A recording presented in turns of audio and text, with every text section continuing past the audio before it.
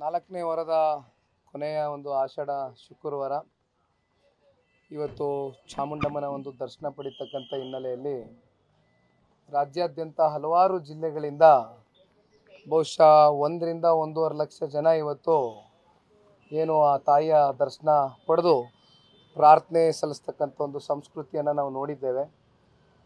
ಹಾಗಾಗಿ ನಾನು ನಮ್ಮ ಜೊತೆಯಲ್ಲಿ ಎಲ್ಲ ನಮ್ಮ ಪಕ್ಷದ ಮುಖಂಡರುಗಳು ಕೂಡ ಭೇಟಿ ಕೊಟ್ಟು ಚಾಮುಂಡಮ್ಮನ ಒಂದು ದರ್ಶನವನ್ನು ಪಡೆದು ಪ್ರಾರ್ಥನೆಯನ್ನು ಸಲ್ಲಿಸಿದ್ದೇವೆ. ರಾಜ್ಯದಲ್ಲಿ ವಿಶೇಷವಾಗಿ ನಮ್ಮ ರೈತಾಪಿ ಸಮುದಾಯಕ್ಕೆ ಈ ಬಾರಿ ಏನು ಕಳೆದ ವರ್ಷ ಬರಗಾಲ ಬಂದಿತ್ತು, ಈ ಬಾರಿ ಭಾಳ ದೊಡ್ಡ ಮಟ್ಟದಲ್ಲಿ ಇವತ್ತು ಮಳೆ ಬಂದು ಇವತ್ತು ಎಲ್ಲ ರೀತಿ ಸಂಕಷ್ಟಗಳು ಪರಿಹಾರ ಆಗಲಿ ನಮ್ಮ ರೈತರದು ಅಂತಕ್ಕಂಥದ್ದನ್ನು ವಿಶೇಷವಾಗಿ ಇವತ್ತು ಪ್ರಾರ್ಥನೆಯನ್ನು ಸಲ್ಲಿಸಿರ್ತಕ್ಕಂಥದ್ದು. ಜೊತೆಯಲ್ಲಿ ರಾಜ್ಯದ 7.5 ಕೋಟಿ ಜನತೆಗೂ ಕೂಡ ಎಲ್ಲ ರೀತಿಯಲ್ಲೂ ಒಳ್ಳೆಯದಾಗಲಿ, ನಾಡು ಸಮೃದ್ಧವಾಗಿರಲಿ ಅಂತಕ್ಕಂಥದ್ದು ಆ ತಾಯಿಯಲ್ಲಿ ನಾವೆಲ್ಲರೂ ಪ್ರಾರ್ಥನೆ ಮಾಡಿದ್ದೇವೆ. ನಾಳೆಯಿಂದ ಪಾದಯಾತ್ರೆ ಆರಂಭ ಆಗ್ತಾ ಇದೆ ಮೈಸೂರು ಚಲೋ ಅಂತೇಳಿ, ಯಾವ ರೀತಿ ರೂಪುರೇಷೆ? ಯಾಕಂದ್ರೆ ಜೆಡಿಎಸ್ ಮೊದಲು ನಾವು ಬೆಂಬಲ ಇಲ್ಲ ಅಂದರೆ ಈಗ ಮತ್ತೆ ಬೆಂಬಲವನ್ನು ಕೊಡ್ತಾ ಇದ್ದಾರೆ. ಇತ್ತೀಚಿನ ದಿನಗಳಲ್ಲಿ JP ಭವನದ ಪಕ್ಷದ ಕಚೇರಿಯಲ್ಲಿ ಕೋರ್ ಕಮಿಟಿಯ ಅಧ್ಯಕ್ಷರ ನೇತೃತ್ವದಲ್ಲಿ ಸದಸ್ಯರುಗಳೆಲ್ಲ ಕೂತು ನಮ್ಮ ಪಕ್ಷದ ಎಲ್ಲ ಶಾಸಕ ಮಿತ್ರರು ಅವರ ಒಂದು ಸಲಹೆಯನ್ನು ಪಡೆದು ಬಹುಶಃ ತಾವೇ ಎಲ್ಲ ಗಮನಿಸ್ದಂಗೆ ಇಡೀ ರಾಜ್ಯಾದ್ಯಂತ ಇವತ್ತು 10-12 ಜಿಲ್ಲೆಗಳಲ್ಲಿ ಧಾರಾಕಾರವಾಗಿ ಮಳೆ ಏನು ಶುರುವಾಗಿದೆ. ಹಲವಾರು ಜಿಲ್ಲೆಗಳಲ್ಲಿ ಈಗಾಗಲೇ ಜಲಾವೃತಗೊಂಡಿರ್ತಕ್ಕಂಥದ್ದು, ಪ್ರವಾಹವನ್ನು ಇವತ್ತೇನು ಕಾಣ್ತಾ ಇದ್ದೇವೆ. ಬಹುಶಃ ಇದನ್ನೆಲ್ಲ ಗಮನದಲ್ಲಿ ಇಟ್ಕೊಂಡು ಜೊತೆಯಲ್ಲಿ ನಮ್ಮ ಮಂಡ್ಯ ಮೈಸೂರು ಭಾಗದಲ್ಲಿ ಏನೀಗ ಒಟ್ಲಾಗ್ತಾ ಇರ್ತಕ್ಕಂಥ ಒಂದು ಕಾರ್ಯಕ್ರಮ ನಡೀತಾ ಇದೆ. ತದನಂತರ ಇನ್ನೊಂದು 10-15 ದಿನದಲ್ಲಿ ಇವತ್ತು ಭತ್ತ ನಾಟಿ ಮಾಡ್ತಕ್ಕಂಥ ಕಾರ್ಯಕ್ರಮವೂ ಕೂಡ ರೈತರು ಪ್ರಾರಂಭ ಮಾಡ್ತಾ ಇದ್ದಾರೆ. ಇವೆರಡೂ ಕಾರಣದಿಂದ ಏನಾದರೂ ಒಂದು ಸ್ವಲ್ಪ ಈ ಪಾದಯಾತ್ರೆಯನ್ನು ಮುಂದೆ ಮಾಡಲಿಕ್ಕೆ ಸಾಧ್ಯವ ಅಂತಕ್ಕಂಥದ್ರ ಬಗ್ಗೆ ಚರ್ಚೆಯನ್ನು ಮಾಡಿದ್ವು. ಅದು ಕೂಡ ಪತ್ರಿಕಾಗೋಷ್ಠಿ ನಡೆಸಿ GT ದೇವೇಗೌಡರ ಸಮ್ಮುಖದಲ್ಲಿ JP ಭವನದಲ್ಲಿ ಈಗಾಗಲೇ ಅದು ಕೂಡ ಮಾತನಾಡಿದ್ದೇವೆ. ಆದರೆ ನಿನ್ನೆಯ ದಿನ ದೆಹಲಿಯ ಕೇಂದ್ರದ ನಾಯಕರುಗಳು, ನಮ್ಮ ನಾಯಕರಾದಂಥ ಮಾನ್ಯ ಕುಮಾರಣ್ಣ ಅವರು, ನಮ್ಮ ಪಕ್ಷದ ಸರ್ವೋಚ್ಚ ನಾಯಕರಾಗಿರ್ತಕ್ಕಂಥ ಮಾನ್ಯ ದೇವೇಗೌಡರು ಸಾಹೇಬರ ಸಮ್ಮುಖದಲ್ಲಿ ಕೂತು ಜೊತೆಯಲ್ಲಿ ಭಾರತೀಯ ಜನತಾ ಪಾರ್ಟಿಯ ಎಲ್ಲ ರಾಜ್ಯ ನಾಯಕರುಗಳು ಎಲ್ಲ ಕೂತು ಯಾವುದೇ ಕಾರಣಕ್ಕೂ ಈ ಪಾದಯಾತ್ರೆಯನ್ನು ಮುಂದುವರಿಕೆ ಮಾಡಬಾರ್ದು, ನಾಳೆ ಪ್ರಾರಂಭ ಮಾಡಬೇಕು ಅಂತಕ್ಕಂಥ ಹಿನ್ನೆಲೆಯಲ್ಲಿ ಸಾಕಷ್ಟು ಚರ್ಚೆಗಳು ನಡೆದಿದೆ. ಹಾಗಾಗಿ ಚರ್ಚೆ ಆದ ನಂತರ ಇವತ್ತು ಮಾಧ್ಯಮದ ಮೂಲಕ ಎರಡು ಪಕ್ಷದ ಕಾರ್ಯಕರ್ತರಿಗೆ, ರಾಜ್ಯದ ಜನತೆಗೆ, ವಿಶೇಷವಾಗಿ ಸಾರ್ವಜನಿಕರ ಪರವಾಗಿ ಮಾಡ್ತಾ ಇರ್ತಕ್ಕಂಥ ಈ ಒಂದು ಪಾದಯಾತ್ರೆ ಕಾರಣ ಮೂಢ ಹಗರಣ ಇವತ್ತು ಬೆಳಕಿಗೆ ಬಂದಿರತಕ್ಕಂಥದ್ದು ನಮ್ಮೆಲ್ಲರಿಗೂ ಗೊತ್ತಿರ್ತಕ್ಕಂಥ ವಿಚಾರ. ಸದನದಲ್ಲಿ ಇವತ್ತು ಅಧಿವೇಶನ ನಡಿಬೇಕಾದಂಥ ಸಂದರ್ಭದಲ್ಲಿ ವಿಧಾನಮಂಡಲದಲ್ಲಿ ಇವತ್ತು ವಿರೋಧ ಪಕ್ಷದವರು ಮೂಢ ವಿಚಾರವಾಗಿ ಏನು ಚರ್ಚೆ ಆಗಬೇಕಾಗಿತ್ತು, ಮುಕ್ತವಾಗಿ ಚರ್ಚೆ ಮಾಡಲಿಕ್ಕೂ ಕೂಡ ಅವಕಾಶವನ್ನು ಕೊಡದೆ ಇವತ್ತು ಕಾಂಗ್ರೆಸ್ನ ಸರ್ಕಾರ ಪಲಾಯನವಾದ ಮಾಡಿರ್ತಕ್ಕಂಥದ್ದು ನಾವೆಲ್ಲರೂ ನೋಡಿದ್ದೇವೆ. ಹಾಗಾಗಿ ಇದನ್ನೆಲ್ಲ ಗಮನಿಸಿದಾಗ ಎಲ್ಲೋ ಒಂದು ಕಡೆ ರಾಜ್ಯದ ಜನತೆಯ ಒಂದು ಮನಸ್ಸಿನಲ್ಲೂ ಕೂಡ ಒಂದು ಅನುಮಾನ ಕಾಡ್ತಾ ಇದೆ. ಯಾತಕ್ಕೋಸ್ಕರ ಇವತ್ತು ರಾಜ್ಯ ಸರ್ಕಾರ ಪಲಾಯನವಾದವನ್ನು ಮಾಡಿದ್ದಾರೆ, ಯಾತಕ್ಕೋಸ್ಕರ ಚರ್ಚೆ ಮಾಡಲಿಕ್ಕೆ ಒಂದು ಅವಕಾಶವನ್ನು ಕೊಡಲಿಲ್ಲ ಅಂತಕ್ಕಂಥದ್ದು ಬಹುತೇಕರ ಒಂದು ಭಾವನೆ. ಜೊತೆಯಲ್ಲಿ ವಾಲ್ಮೀಕಿ ಸಮುದಾಯಕ್ಕೆ ಇವತ್ತು ಸೇರಿರ್ತಕ್ಕಂಥ ಹಣ, ಪರಿಶಿಷ್ಟ ಪಂಗಡ ಪರಿಶಿಷ್ಟ ಜಾತಿಯ ಒಂದು ಅಭಿವೃದ್ಧಿಗೆ ಇಟ್ಟಿರ್ತಕ್ಕಂಥ ನಿಗಮದಲ್ಲಿ ಇರ್ತಕ್ಕಂಥ ಹಣವನ್ನು ಇವತ್ತು 187 ಕೋಟಿ ರೂಪಾಯಿ ಇವತ್ತು ದೊಡ್ಡ ಮಟ್ಟದಲ್ಲಿ ಹಗರಣ ಆಗಿರ್ತಕ್ಕಂಥದ್ದು ಕೂಡ ಇವತ್ತು ನಮ್ಮ ಕಣ್ಣು ಮುಂದೆ ಬೆಳಕಿಗೆ ಬಂದಿದೆ. ಅದರಲ್ಲಿ ಅಧಿವೇಶನದಲ್ಲೇ ಸ್ವತಃ ಮುಖ್ಯಮಂತ್ರಿಗಳೇ 187 ಕೋಟಿ ಅಲ್ಲ 89 ಕೋಟಿ ಅವ್ಯವಹಾರ ಆಗಿರ್ತಕ್ಕಂಥದ್ದು ಸತ್ಯ ಅಂತಕ್ಕಂಥದ್ದು ಅವರೇ ಒಪ್ಕೊಂಡಿದ್ದಾರೆ ಸ್ವತಃ. ಹಾಗಾಗಿ ಇಲ್ಲಿ ಸಾರ್ವಜನಿಕರ ಹಣ, ರಾಜ್ಯದ ಜನತೆ ಒಂದು ತೆರಿಗೆ ಮೂಲದಲ್ಲಿ ಇವತ್ತೇನು ಈ ಒಂದು ಹಣವನ್ನು ಇವತ್ತು ಸಾರ್ವಜನಿಕರಿಗೆ ವಿಶೇಷವಾಗಿ ಇವತ್ತು ವಾಲ್ಮೀಕಿ ಸಮುದಾಯದ ಒಂದು ಅಭಿವೃದ್ಧಿಗೆ ಇಟ್ಟಿರ್ತಕ್ಕಂಥ ಹಣ ಈ ರೀತಿ ದುರ್ಬಳಕೆ ಆಗಿದೆ. ಬಹುಶಃ ರಾಜ್ಯದ ಇತಿಹಾಸದಲ್ಲಿ ಮೊದಲನೇ ಬಾರಿ ಇವತ್ತು 89 ಕೋಟಿ ರೂಪಾಯೋ ಅಥವಾ ಎಷ್ಟು ಕೋಟಿ ರೂಪಾಯಿ ಅಂತಕ್ಕಂಥದ್ದು ಇವತ್ತು ಬೆಳಕಿಗೆ ಬರಬೇಕು. ಅಕೌಂಟ್ಗಳ ಮೂಲಕ ಇವತ್ತು ಟ್ರಾನ್ಸಾಕ್ಷನ್ ಆಗಿರ್ತಕ್ಕಂಥದ್ದು ಒಂದು ದೊಡ್ಡ ಇತಿಹಾಸ. ಇಂಥ ಒಂದು ದೊಡ್ಡ ಹಗರಣ, ಇಂಥ ಒಂದು ದೊಡ್ಡ ಅಕ್ರಮವನ್ನು ಇಟ್ಕೊಂಡು ಇವತ್ತು ರಾಜ್ಯ ಸರ್ಕಾರದ ವಿರುದ್ಧವಾಗಿ ಒಂದು ಕಡೆ ಜನತಾದಳ ಪಕ್ಷ, ಭಾರತೀಯ ಜನತಾ ಪಾರ್ಟಿ ಇಬ್ಬರು ಕೂಡ ನಾಳೆ ದಿನ ಪ್ರತಿಭಟನೆಯನ್ನು ಕೆಂಗೇರಿಯಿಂದ ಪ್ರಾರಂಭ ಮಾಡಿ ಅಪ್ ಟು ಮೈಸೂರುವರೆಗೂ ಪ್ರತಿಭಟನೆಯನ್ನು ಚಾಲನೆ ಕೊಡ್ತಾ ಇದ್ದೇವೆ.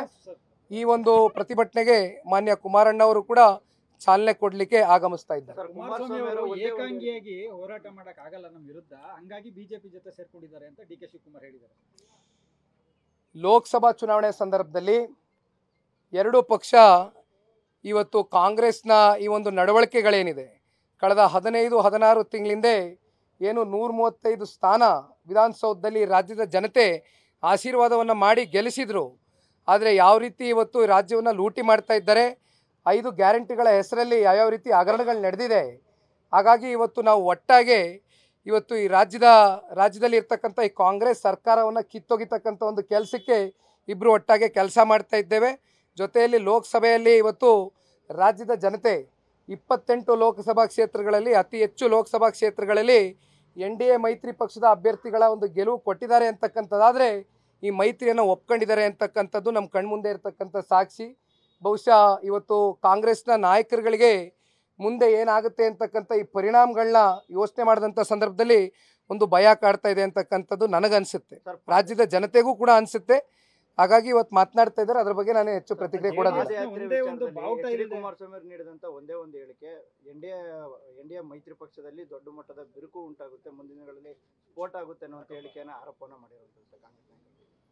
ನಮ್ಮ ಮೈತ್ರಿ ಪಕ್ಷ ಆಗಿರ್ತಕ್ಕಂಥ ಭಾರತೀಯ ಜನತಾ ಪಾರ್ಟಿ ಜೊತೆ ನಮ್ಮ ಈ ಒಂದು ನಿಲುವು, ದೇವೇಗೌಡರು ಸಾಹೇಬರು ತಗೊಂಡಿರ್ತಕ್ಕಂಥ ನಿಲುವು ಭಾಳ ಗಟ್ಟಿಯಾಗಿದೆ. ಇದರಲ್ಲಿ ಯಾವುದೇ ರೀತಿ ಅಸಮಾಧಾನಗಳಿಲ್ಲ, ಯಾವುದೇ ರೀತಿ ಸಮಸ್ಯೆಗಳಿಲ್ಲ. ಕೆಲವೊಂದಷ್ಟು ವಿಷಯಗಳ ಬಗ್ಗೆ ರಾಷ್ಟ್ರೀಯ ನಾಯಕರುಗಳು ಕೂಡ ಇಂಟರ್ಫಿರೆನ್ಸ್ ಕೊಡಬೇಕಾಗಿತ್ತು. ರಾಜ್ಯ ನಾಯಕರು, ನಮ್ಮ ನಾಯಕರು ಎಲ್ಲ ಕೂತು ಸಣ್ಣ ಪುಟ್ಟ ಏನಾದರೂ ವಿಷಯಗಳನ್ನ ಚರ್ಚೆ ಮಾಡಿದಂಥ ಸಂದರ್ಭದಲ್ಲಿ ಇಂಟರ್ನಲ್ಲಿ ಕೂತು ಚರ್ಚೆ ಮಾಡಿ ನಾವೆಲ್ಲ ಬಗೆಹರಿಸ್ಕೊಂಡಿದ್ದೀವಿ. ವಾಲ್ಮೀಕಿ ಹಗರಣದಲ್ಲಿ ಆಗಿರುವಂತದ್ದು ಅಧಿಕಾರಿಗಳಿಂದ ಲೋಪ ಆಗಿದೆ, ಅವ್ರ ಮೇಲೆ ಕ್ರಮ ಆಗ್ತದೆ, ಸಚಿವರ ರಾಜೀನಾಮೆ ಕೊಡ್ತೀವಿ, ಸಿಎಂ ಯಾಕೆ ಟಾರ್ಗೆಟ್ ಮಾಡ್ತಾರೆ ಅನ್ನೋದು ಅವರ ಪ್ರಶ್ನೆ. ಇದಕ್ಕೆ ಮೂಲ ಕಾರಣ ಇವತ್ತು ರಾಜ್ಯ ಸರ್ಕಾರ ಅಂತಕ್ಕಂಥದ್ದು ನಮ್ಮೆಲ್ರಿಗೂ ಗೊತ್ತಿರ್ತಕ್ಕಂಥ ವಿಚಾರ. ಇವತ್ತು ಅಧಿಕಾರಿಗಳು 89 ಕೋಟಿ ರೂಪಾಯಿ ಇವತ್ತು ಅವ್ಯವಹಾರ ಮಾಡಿದ್ದಾರೆ ಅಂತಕ್ಕಂಥದ್ದಾದರೆ ಇವತ್ತು ರಾಜ್ಯ ಸರ್ಕಾರದಲ್ಲಿ ಆಡಳಿತದಲ್ಲಿ ಇರ್ತಕ್ಕಂಥ ಮುಖ್ಯಮಂತ್ರಿಗಳಿರಲಿ, ಉಪಮುಖ್ಯಮಂತ್ರಿಗಳಿರಲಿ, ಇವರೆಲ್ಲರೂ ಕೂಡ ಜವಾಬ್ದಾರಿದ್ದಾರೆ ಅಂತಕ್ಕಂಥದ್ದನ್ನ ಈ ಸಂದರ್ಭದಲ್ಲಿ ನಾನು ಹೇಳಬೇಕಾಗ್ತದೆ. ದೇವೇಗೌಡರು ರಾಮನಗರಕ್ಕೆ ಬಂದಾಗ ಆಸ್ತಿ ಎಷ್ಟಿತ್ತು, ಈಗ ಕುಮಾರಸ್ವಾಮಿ ಅವರ ಆಸ್ತಿ ರಾಮನಗರದಲ್ಲಿ ಎಷ್ಟಿದೆ ಅಂತ ಪ್ರಶ್ನೆ ಮಾಡಿದ್ದಾರೆ ಸರ್ ಡಿ ಕೆ ಶಿವಕುಮಾರ್. ರಾಮನಗರದಲ್ಲಿ ನಮ್ಮ ಆಸ್ತಿ ಏನಿದೆ ಅಂತಕ್ಕಂಥದ್ದು ಜಗಜ್ಜಾಹಿರ. 85ನೇ ಇಸ್ವಿನಲ್ಲಿ, ನಾನಿನ್ನೂ ಹುಟ್ಟಿರಲಿಲ್ಲ ಆವಾಗ. ನಮ್ಮ ತಂದೆಯವರು ಹಲವಾರು ಸಂದರ್ಭದಲ್ಲಿ ಮೊನ್ನೆನೂ ಪತ್ರಿಕಾಗೋಷ್ಠಿಯಲ್ಲಿ ಹೇಳಿದ್ರು, ಇಲ್ಲೇ ಮೈಸೂರು ಭಾಗದಲ್ಲಿ ಒಂದು ಆಫೀಸ್ ಇಟ್ಕೊಂಡಿದ್ರು, ಡಿಸ್ಟ್ರಿಬ್ಯೂಷನ್ ಮಾಡ್ತಾಯಿದ್ರು. ಆ ಡಿಸ್ಟ್ರಿಬ್ಯೂಷನ್ ಮಾಡಿದಂಥ ಒಂದು ಹಣದಲ್ಲಿ ಏನು ಆದಾಯದಲ್ಲಿ ಅವತ್ತು 85ನೇ ಇಸ್ವಿನಲ್ಲಿ ಬಿಡದಿಯ ಕೇತ್ಗಾನಹಳ್ಳಿ ಜಮೀನ ಖರೀದಿ ಮಾಡಿರ್ತಕ್ಕಂಥದ್ದು ಬಿಟ್ಟರೆ ಬೇರೆ ನಾವು ಯಾವುದೂ ಆಸ್ತಿ ಮಾಡಿಲ್ಲ ರಾಮನಗರದಲ್ಲಿ. ಅದನ್ನು ಭಾಳ ಬಹಿರಂಗವಾಗಿ ಹೇಳಲಿಕ್ಕೆ ಇಷ್ಟಪಡ್ತೇನೆ. ಇವತ್ತು ಸರ್ಕಾರ ಅವ್ರದ್ದೇ ಇದೆ ಕೈಯಲ್ಲಿ, ಚಾಮುಂಡಮ್ಮನಿಗೆ ಬಿಟ್ಟಿದೆ. ನಮ್ಮ ಆತ್ಮಸಾಕ್ಷಿಗೆ ನಾವು ಮೋಸ ಮಾಡ್ಕೊಳ್ಳಿಕ್ಕೆ ಸಿದ್ಧ ಇಲ್ಲ. ಯಾರು ಏನು ಬೇಕಾದ್ರೆ ಆರೋಪ ಮಾಡ್ಬೋದು. ಈ ಆರೋಪ ಎಲ್ಲ ಪುಳ್ಳಿನ ಆರೋಪ ಅಂತಕ್ಕಂಥದ್ದನ್ನ ಈ ಸಂದರ್ಭದಲ್ಲಿ ಹೇಳಲಿಕ್ಕೆ ಇಷ್ಟಪಡ್ತೇನೆ. ಲೋಕಸಭಾ ಚುನಾವಣೆ ಆದ್ಮೇಲೆ ಟಾರ್ಗೆಟ್ ಮಾಡುವಂಥದ್ದು ಜಾಸ್ತಿ ಆಗ್ತಾ ಇದೆ ಅಂತ ಇದ್ರ ಬಗ್ಗೆ ನಾವು ಹೆಚ್ಚಾಗಿ ತಲೆ ಕೆಡಿಸ್ಕೊಡ್ತಕ್ಕಂಥ ಪ್ರಶ್ನೆ ಇಲ್ಲ. ಸಾರ್ವಜನಿಕ ಬದುಕಲ್ಲಿದ್ದೇವೆ. ರಾಜ್ಯ ಸರ್ಕಾರದ ವಿರುದ್ಧವಾಗಿ ಹೋರಾಟ ಮಾಡಬೇಕಾದ್ರೆ ಆರೋಪಗಳು ಸರ್ವೇ ಸಾಮಾನ್ಯ. ಹಾಗಾಗಿ ಆ ತಾಯಿ ಚಾಮುಂಡಮ್ಮನ ಕೇಳ್ಕೊಳ್ತಕ್ಕಂಥದ್ದಿಷ್ಟೇ. ನಮಗೆ ಆ ತಾಯಿ ಚಾಮುಂಡಮ್ಮನ ಗೊತ್ತಿದೆ, ನಾವು ಯಾವ ರೀತಿ ನಡ್ಕೊಂಡಿದ್ದೇವೆ ಇಷ್ಟು ವರ್ಷಗಳ ಕಾಲ ಅಂತಕ್ಕಂಥದ್ದು ಜಗಜ್ಜಾಹಿರ. ಹಾಗಾಗಿ ಇದ್ರ ಬಗ್ಗೆ ನಾನು ಏನೇ ಚರ್ಚೆ ಮಾಡಲ್ಲ. ಪರಮೇಶ್ವರ್ ಹೇಳಿದ್ದಾರೆ ಸರ್, 20-30 ಹಗರಣಗಳ ಪಟ್ಟಿ ಮಾಡಿದ್ದೀವಿ ನಾವು ಬಿಜೆಪಿ ಮತ್ತು ಜೆಡಿಎಸ್. ನೋಡಿ ಅಣ್ಣ, ಈಗ ಅದೇ ಹರೀಶ್ ಅವ್ರು ಹೇಳ್ದಂಗೆ ಇಷ್ಟು ವರ್ಷ ಬೇಕಾಗಿತ್ತಾ? 2013-18 ಮಧ್ಯೆ ಯಾರು ಸರ್ಕಾರ ಇತ್ತು, ಯಾರು ಮುಖ್ಯಮಂತ್ರಿಗಳಾಗಿದ್ದರು, ಯಾಕೆ ಅವತ್ತು ರಿಲೀಸ್ ಮಾಡಲಿಲ್ಲ? ಯಾಕೆ ಈ ಹಗರಣಗಳನ್ನ ಯಾಕೆ ಬೆಳಕು ಚೆಲ್ಲಿಲ್ಲ ಅವತ್ತು? ಇವತ್ತು ಕೇವಲ ಅವರ ತಪ್ಪುಗಳನ್ನ ಮುಚ್ಚಿಟ್ಕೊಳ್ಳೋಕ್ಕೋಸ್ಕರ ಇವತ್ತು ವಿಷಯವನ್ನು ಡೈವರ್ಟ್ ಮಾಡುವ ಮೂಲಕ ಬಹುಶಃ ಇವತ್ತು ಬಿಡದಿಯಿಂದ ಏನೋ ಪ್ರಾರಂಭ ಮಾಡಿರಬೇಕು, ಸಮಾವೇಶ ಪ್ರಾರಂಭ ಮಾಡಿದ್ದಾರೆ. ಇದು ಕೇವಲ ಜನಗಳಿಗೆ ಒಂದು ಡೈವರ್ಟ್ ಮಾಡ್ತಕ್ಕಂಥದ್ದು, ಮಾಧ್ಯಮ ಕೂಡ ಡೈವರ್ಟ್ ಮಾಡ್ತಕ್ಕಂಥ ಒಂದು ಸಮಾವೇಶ ಬಿಟ್ಟರೆ ಬೇರೆ ಇನ್ನೇನಿಲ್ಲ. ಇದು